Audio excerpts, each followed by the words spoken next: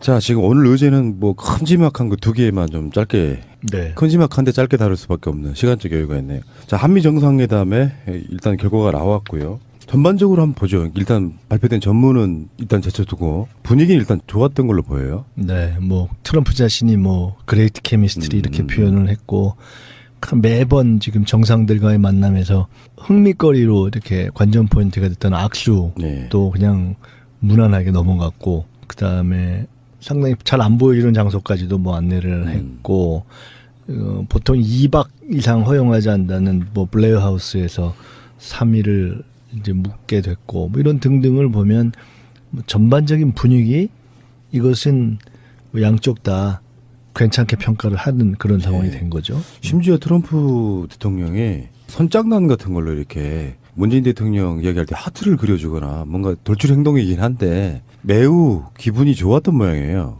네, 그러니까 결국은 정상회담이 잘 됐냐 못 됐냐를 이제 디테일을 따져보긴 해야 되지만 저는 어떤 면에서 봤냐면 크게 두 가지라고 봤거든요.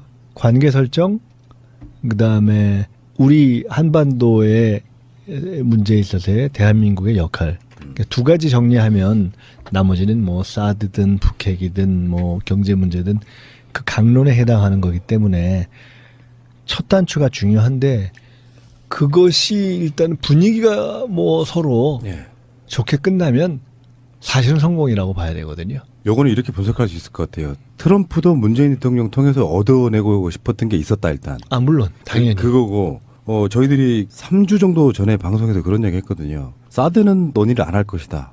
일부러 피해간 느낌이 들고 그런 분위기를 안 만들려고 굉장한 사전 정지 작업을 엄청 했던 것 같아요. 한국 내에서도. 사드에 대해서는 일단 잠재워놓고 그 의제로는 더 올라가지도 않았고 그리고 실제 이번에 미국 이제 의회에 계시는 분들이 사드 환경 영향 평가하는 건 당연히 최근에까지 그런 기사가 나오고 있거든요. 그러니까 의제로는 가장 예민할 수 있는 걸 빼놓고 우리가 취하고 싶은 거, 트럼프가 취하고 싶은 거 딱 두 개만 나왔다고 봐요. 다른 건 다 빼고. 그렇죠. 이제 이렇게 봐야죠. 한편으로는 트럼프 뭐 문 대통령 공히 서로에게서 얻어내야 할 것이 있었던 것도 있고 또 한편으로는 트럼프 대통령이 어떻게 보면 뭐 대한민국보다 국제적으로 더 뭐 정치 경제적 위상이 더 낮지 않은 뭐 그런 나라의 정상들 뭐 독일, 프랑스 등등과 만날 때 뭐 또는 정치적인 상징성이 굉장히 큰 뭐 이런 나라들과 만날 때 보였던 치기라든가 상대적인 돌발적 행동 이런 것들이 보이지 않았기 때문에 개인적으로도 조금 더 이렇게 자제된 모습을 보였다는 절제된 모습을 보였다는 측면도 하나 있고 또 사실은 또 한편으로는 대한민국의 위상 내지는 한반도의 국제정치적인 또는 현재 미국에 있어서의 정치경제적인 의미가 그 자체가 일단 우리가 아주 완전히 별 볼 일 없는 나라가 아니잖아요. 그런 만만치 않음을 반영하는 뭐 이런 것들이 일단 있었다고 보고요.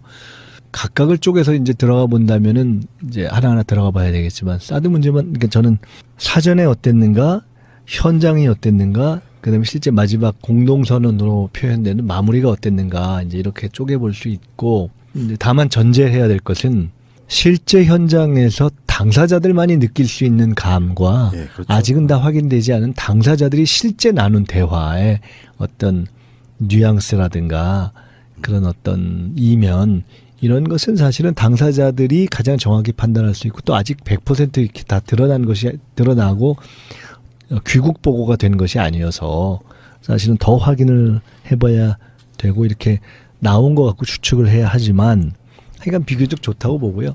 그중에 이제 우선 사전부터 들어가면 다만 사드 문제는 지금 말씀하셨지만 한편으로는 의제가 안 됐다는 면도 일단 사드 문제에 대해서 이제 비판적인 우리 국내적 시각에서 보면 뭐 그렇게 볼 수도 있지만 또 한편으로는 어찌 보면 이 문제는 사전에 이러저러한 간접적인 입장 표명을 통해서 이미 핵심 쟁점이 정리됐다고 볼 수도 그렇죠. 있는 거죠. 우리가 그러니까 국내법의 문제는 국내법으로 풀고 근데 큰 틀 자체를 우리가 완전히 틀자는 건 아니다라는 시그널을 던진 것이어서 그것에 대해서는 미국으로서도 굳이 다시 뭐 심각하게 올려서 그걸 갖고 계속 시간을 끌면서 테이블에 올릴 조금 줄어드는 것이 아니었는가. 이제 이런 것은 반면에서 보면 사실 중국의 입장에서 보면 조금 비교적 아쉽게 생각할 수 있는 그렇게 볼 수 있는 포인트일 수도 있죠. 어쨌든 사드 문제는 그래서 트럼프 자신이 실제로는 국제 정치 내지는 그런 사드적 접근보다는 지금까지 다른 경우에서 다 실제로 경제나 돈과 관련된 접근을 주로 했기 때문에 그런 본인의 관심과 이해관계와도 결합돼서 하여간 비교적 사실상 본 의제로 안 다뤄진 거죠. 예상됐던 측면이라고 생각하는데 그중에 그래도 전시작전 통제권, 조속 전환 이건 원래 이제 노무현 대통령 끝나고 나서 이명박 정권 때 한번 받으려고 했던 부분을 두 차례 연기한 거거든요. 이명박이 한 번, 박근혜가 한 번.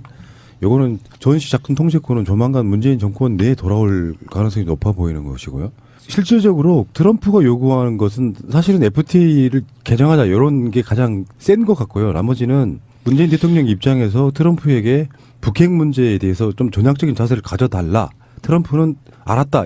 요거 아니겠습니까? 그러니까 전체적으로 보면 아까 말씀드린 것처럼 실제 현장에서의 분위기를 이제 듣고 판단하자. 이걸 전제로 해놓고 본다면 사전에 이제 적절한 주고받음을 통해서 사드 문제는 본 테이블에서는 어느 정도 조금 비껴갔다는 것을 놓고 볼 때 큰 관계를 비교적 좋은 분위기에서 이렇게 쭉 짚어보고 포괄적인 합의를 하고 대한민국의 역할을 일정하게 확보받는다라는 그런 목표라는 점에서는 이게 상당히 성공적인 것일 수 있겠다라고 보여지는 것이 그 아까 말씀처럼 트럼프 자신이 그레이트 케미스트리라고 표현하면서 상호 관계 이후에 계속 갈 수 있는 틀을 놓은 것이 있고요.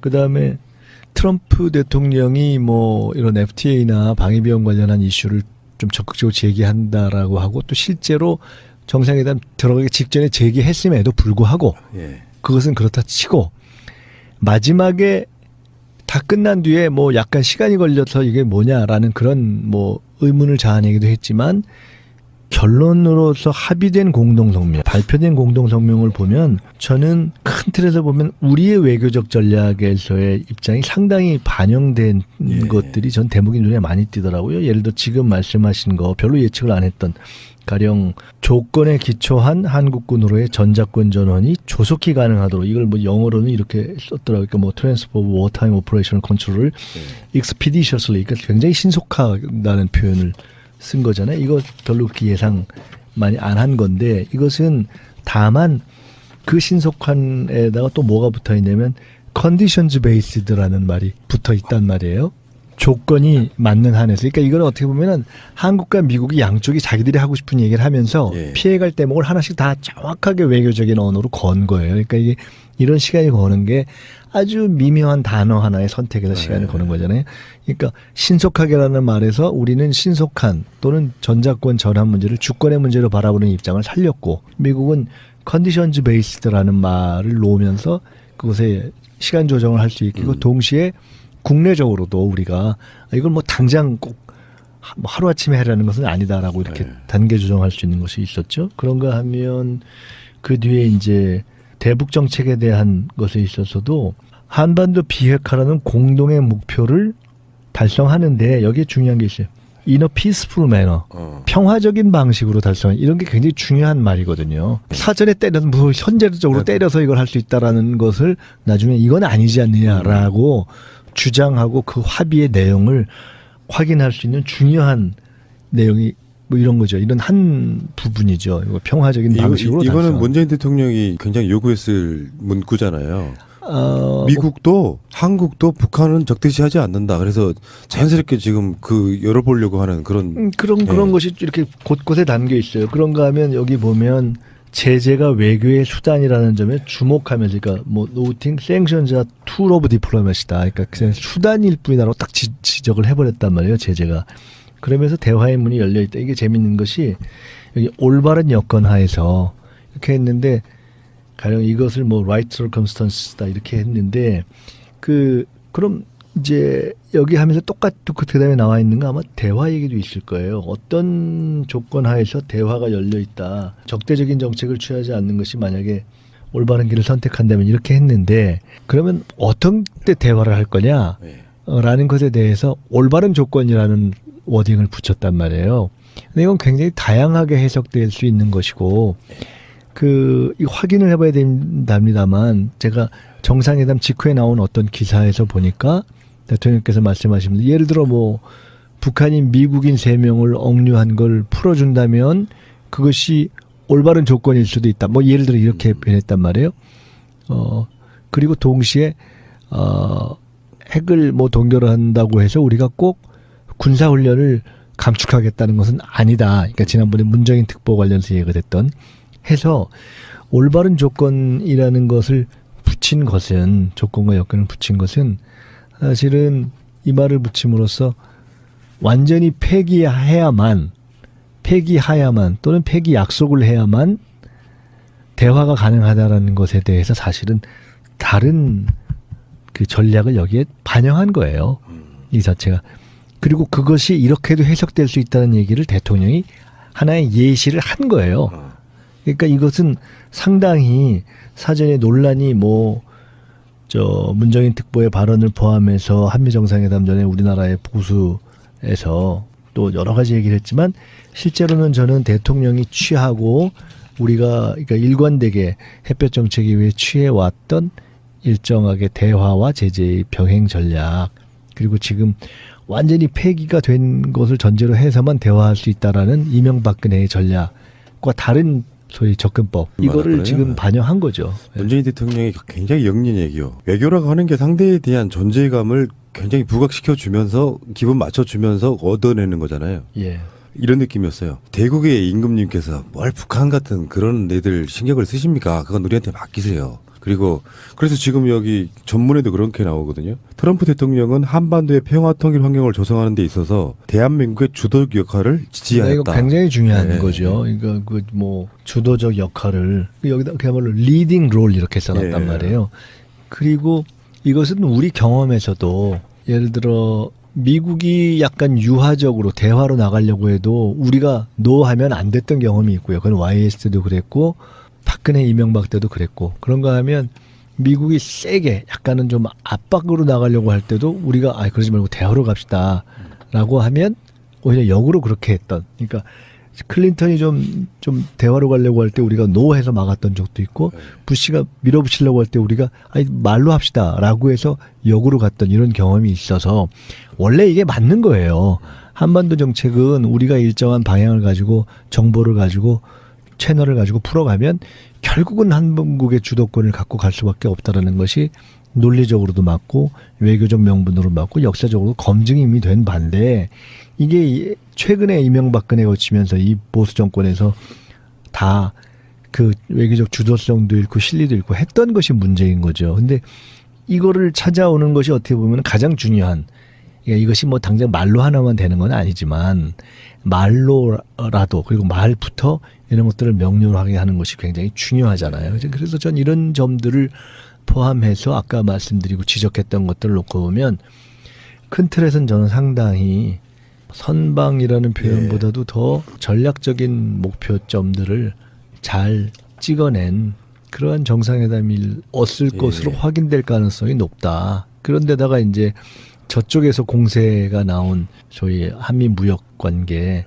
이런 부분도 표현을 놓고 보면 얼마든지 해석의 여지가 있고 실제로 해나갈 수 있는 그렇게 정도에서 방어를 했기 때문에 재협상을 한다라고 딱 확정해 준 것도 아니고 그게 저는 비교적 선방했다고 봐요. 지금 그래서 이 결과에 가장 좀 찜찜해하고 있을 사람이 아베 총리라고 보는데 이제 이렇게 먼저 만나고 며칠 후에 G20에서 한미일 정상회담을 다시 한다고 하잖아요. 네. 먼저 입을 맞추고 있는 상태이기 때문에 한미 FTA 부분에 있어서 우리의 손해보다 미국의 손해가 큰가 봐요. 근데 이렇죠. 제가 얼마 전에 미 상공회의소에서 그러니까 국내에 있는 주한 미 상공회의소와 전경련이 주최한 제1회 한미 정책 포럼에 갔었어요. 그러니까 초대를 안 했는데 그냥 갔었어요. 제가 좀 그 주제가 어떻게 진행되는지 보려고. 사실은 제가 연구원을 민주연구원을 암참이라고 불러요. 그걸 그러니까 약자로 미상공회의소 거기에 가맹단체 내지 협조단체 중에 하나로 가입시켰어요. 제가 이번에 연구원 대리 그거에 대해서 연구원 내에서 이게 정당 연구원이 이렇게 하는 것이 맞습니까? 라고 했는데 제가 이건 한미 관계를 꼭 생각해서라기보다도 다양한 싱크탱크들과의 교류를 확대하는 차원에서 그쪽과도 좀 자료제 이렇게 공유를 하는데 좋겠다 싶어서 회원 들어갔는데 큰 돈 드는 것도 아니고 해서 그렇게 했는데 이제 그때 가서 제가 그때 세미나를 보면서 언론에도 일부 나왔지만 실제로 기계적인 수치로 따져보면 한미 FTA 이후에 실제로 한미 간 무역의 수지라는 점에서 보면 미국이 우리는 흑자고 그쪽은 적자다. 그래서 역조다. 이렇게 하면서 그 불만을 표시할 수 있는 것이 있는 게 사실이죠. 네. 그래서 그에 대해서 예를 들어 그때 국내에 와 있는 저 한미 상공회의소 멤버들이나 미국의 입장을 이렇게 더 편향되게 대변하는 입장에서는 그 기계적 균형을 맞춰줘야 되는 것이 아니냐. 이번에 가서도 그렇게 해야 된다라고 주장하는 것이 있었어요.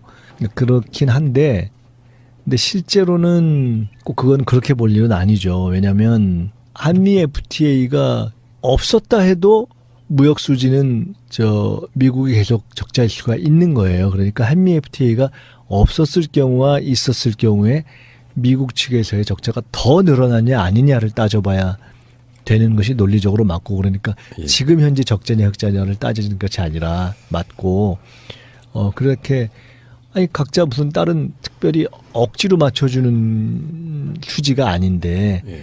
기계적으로 맞추는 것이 아니라 혹시 조건에 뭐 불공정함은 없는가 이렇게 따지는 것이 맞고, 뭐 이런 등등 쟁점이 있어요. 근데 미국은 어쨌든 자동차나 철강 이런 문제를 포함해서 적자를 좀 줄이고 싶은 이런 것이 있는데, 그런 것에 대해서 우리는 딱 기계적으로 이걸 뭐 숫자를 딱 양쪽이 똑같이 뭐 돼야 된다 이렇게 안 하고도 접근할 네. 수 있는 다양한 방법이 있기 때문에 아마 그런 여러 가지 카드를 가지고 갔을 거고, 그래 그걸 논의해 봅시다라는 정도에서 전 막았을 거라고 봐요. 왜냐하면 그렇기 때문에 재협상을 약속한 건 아니다라고 끝난 후에 그것을 시사하는 듯한 것을 트럼프 대통령이 했지만 장하성 실장이 아니라고 했고, 그다음에 어쨌든 공식적인 합의 문안으로 나타나지가 않았잖아요. 그래서 그냥 더 확대되고 균형된 무역을 이렇게 상호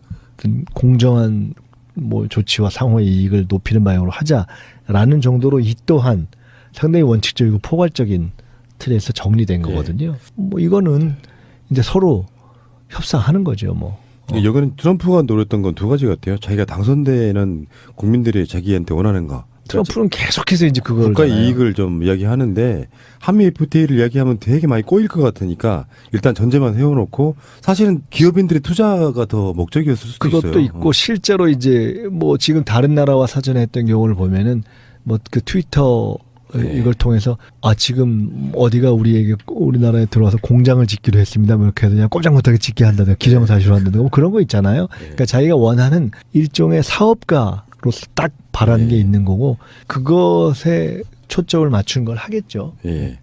그 외에도 지금 뭐 IS에 대한 문제라든지 지금 이라크, 시리아, 나머지는 뭐 이제 뭐 그런 등등 예. 이제 비교적 이제 나머지는 포괄적인 공자 말씀. 그러니까 좋은 얘기들. 예. 동맹으로서 우리는 연인 관계랑 비슷한 거 아니겠습니까? 몇 년 지나고 나면 또 서로 좋아하는 감정이 잊혀졌으니 다시 한번 만나가지고 또 우리는 서로 사귀는 사이야 이렇게 이야기해야 되는 그런 부분 같고요. 자, 나머지 이제 시간들이 아마 나오면서 이런 전문 하나가 나오면은 이거 해석이 며칠 가잖아요, 지금. 그럼요. 네, 언론들이. 그 이야기는 그때 다시 좀 더 해보도록 하겠습니다. 잠시 후에 다시 오겠습니다.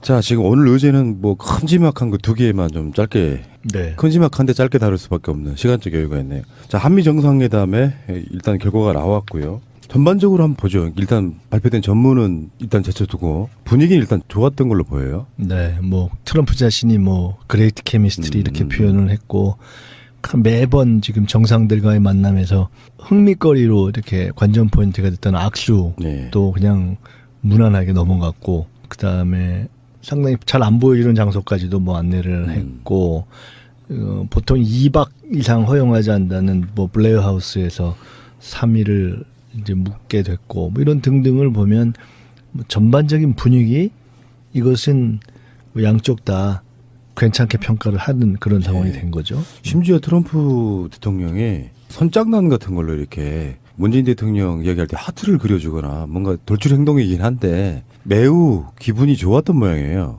네, 그러니까 결국은 정상회담이 잘 됐냐 못 됐냐를 이제 디테일을 따져보긴 해야 되지만, 저는 어떤 면에서 봤냐면 크게 두 가지라고 봤거든요. 관계 설정, 그다음에 우리 한반도의 문제에 있어서의 대한민국의 역할. 그러니까 두 가지 정리하면 나머지는 뭐 사드든 북핵이든 뭐 경제 문제든 일단 사드 문제에 대해서 이제 비판적인 우리 국내적 시각에서 보면 뭐 그렇게 볼 수도 있지만 또 한편으로는 어찌 보면 이 문제는 사전에 이러저러한 간접적인 입장 표명을 통해서 이미 핵심 쟁점이 정리됐다고 볼 수도 그렇죠. 있는 예. 거죠. 우리가 그러니까 국내법의 문제는 국내법으로 풀고 근데 큰 틀 자체를 우리가 완전히 틀자는 건 아니다라는 시그널을 던진 것이어서 그것에 대해서는 미국으로서도 굳이 다시 뭐 심각하게 올려서 그걸 갖고 계속 시간을 끌면서 테이블에 올릴 조금 줄어드는 것이 아니었는가. 이제 예. 이런 것은 반면에서 보면 사실 중국의 입장에서 보면 조금 비교적 아쉽게 생각할 수 있는 그렇게 볼 수 있는 포인트일 수도 있죠.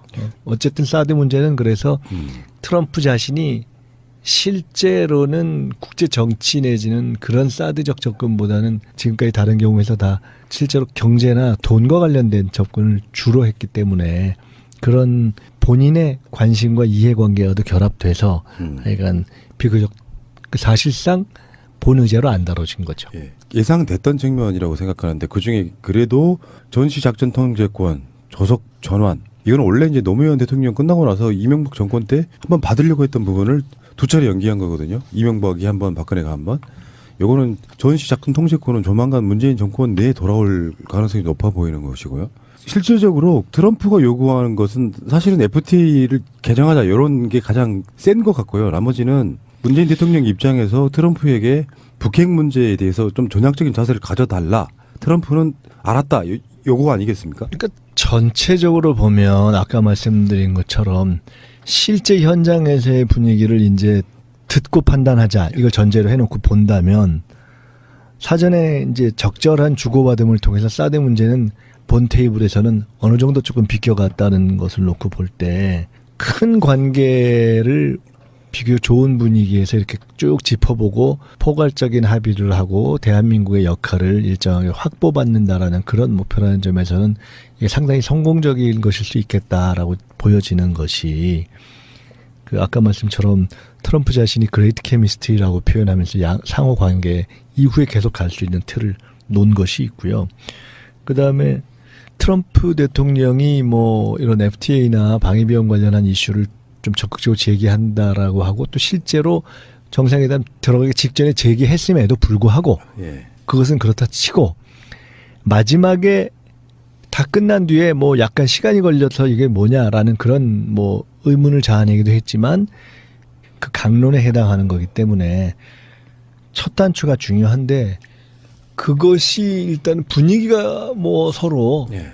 좋게 끝나면 사실은 성공이라고 봐야 되거든요. 요거는 이렇게 분석할 수 있을 것 같아요. 트럼프도 문재인 대통령 통해서 얻어내고 싶었던 게 있었다 일단. 아 물론 당연히. 그거고 저희들이 3주 정도 전에 방송에서 그런 얘기 했거든요. 사드는 논의를 안 할 것이다.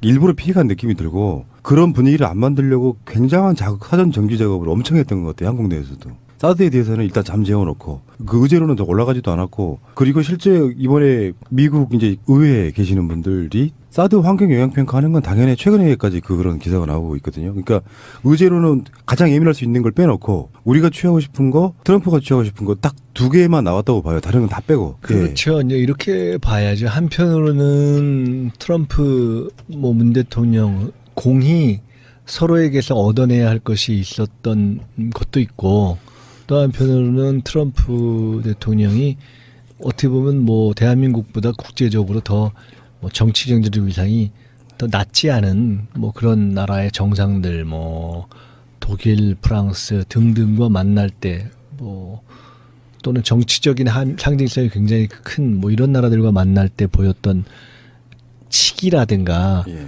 상대적인 돌발적 행동 이런 것들이 보이지 않았기 때문에 개인적으로도 조금 더 이렇게 자제된 모습을 보였다는 절제된 모습을 보였다는 측면도 하나 있고 또 사실은 또 한편으로는 대한민국의 위상 내지는 한반도의 국제정치적인 또는 현재 미국에 있어서의 정치경제적인 의미가 그 자체가 일단 막 우리가 아주 완전히 별 볼 일 없는 나라가 아니잖아요. 예. 그런 만만치 않음을 반영하는 뭐 이런 것들이 일단 있었다고 보고요.